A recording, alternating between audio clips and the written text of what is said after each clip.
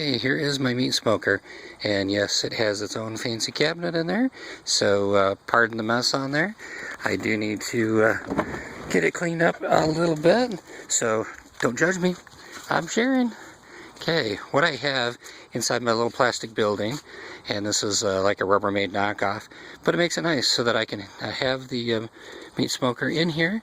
When I first bought the smoker, it's electric. It's a Masterbuilt electric smokehouse, and I would go ahead and carry this in and out of the Three Seasons room. I call it my tiki room. Maybe in the future you'll see why. But it gets heavy carrying it in and out, and quite often it was in the winter time when we would want to smoke something. And here in Michigan, obviously we get a little bit of snow, so between shoveling and watching planes overhead, there he is. Brrr.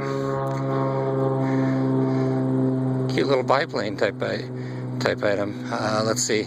Okay, back to the smoker. So I've had it a number of years. I'll have to look it up to see how many years I've had it. But I decided to go ahead and make it, put it in its own little smokehouse.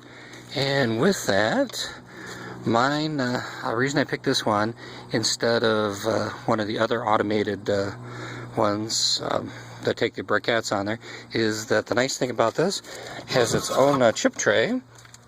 Slides out, and I can go ahead and put any type of chip in there that I want, and it just makes it easy. So let me show you some stuff on here, basic items, and right now it's showing what the current temperature is, but real easy. It's computerized, on off, and then setting the temperature. And with what I normally do is go ahead and set it as high as it'll go, 275, and then set the time. And here it shows for a 24-hour smoke. Usually if it's something like brisket or something that I'm going to do 8-10 hours, I'll crank it up a couple, 3-4 hours extra.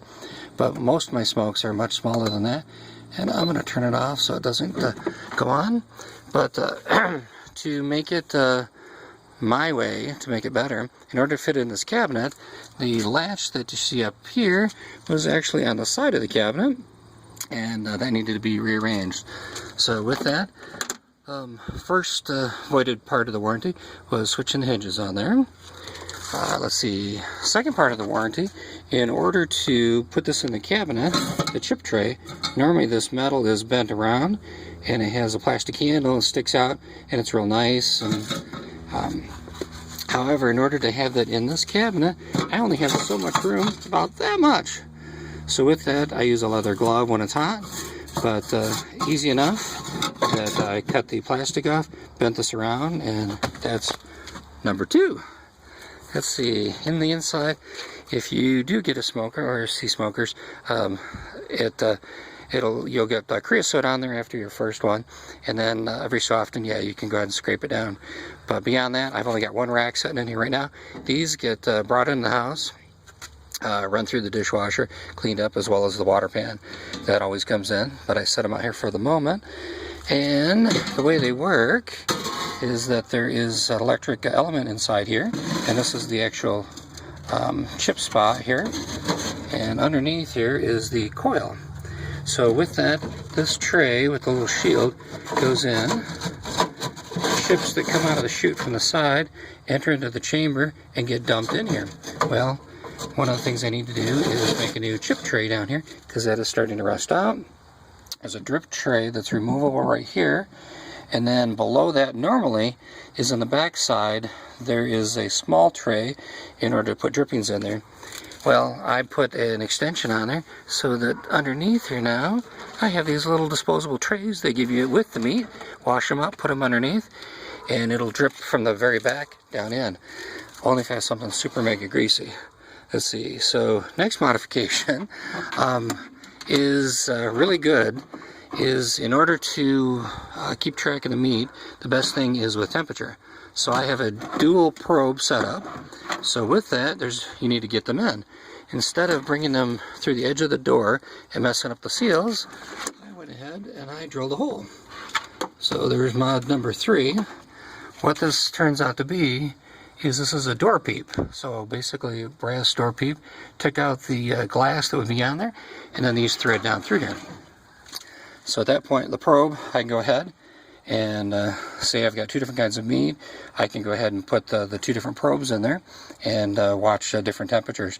Or if it's just one, I can have 2 different sides of the meat. So that was the next modification. Let's see, the back, that one doesn't count. Oh, the other one, here it's hard to see, but in the very back here is as far as the chimney. Normally there's a cover that goes on here, and you have for the draft. Well, I found it's best to have full draft on at all times and just to adjust with heat and time.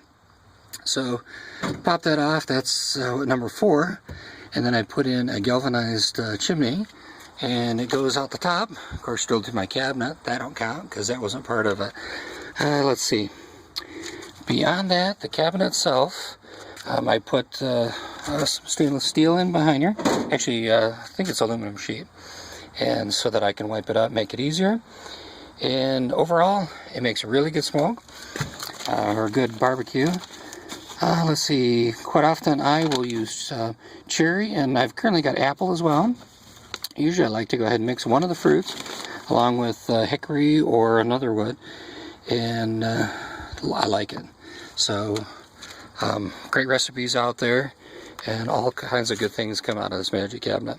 So at this point, I think I've showed just about everything on it.